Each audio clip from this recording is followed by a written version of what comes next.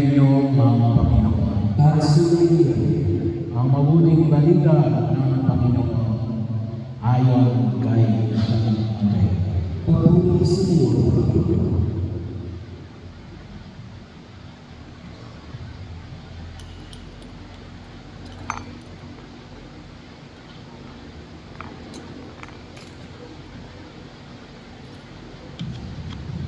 Noong panahon yun, nabalitaan yung bautisa na nooy nasa bilangguan ang mga ginagawa ni Kristo.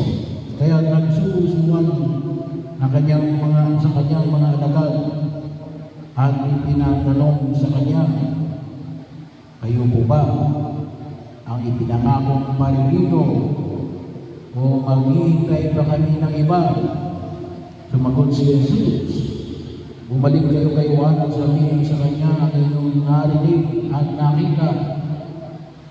Nakakita ang mga bulag, nakakalakad ang mga pilay, gumaling ang mga kentome, nakarinig ang mga bini, muling nabubuhay ang mga patay, at ipinangangaral sa nagkang mabuting balita. Mapalad ang taong hindi nag-aalinlangan sa akin. Pag-alis ng mga nag-aalima, magsalita sa Jesus at mga tao at magkakaiwang, bakit kayo lumabas sa ilang?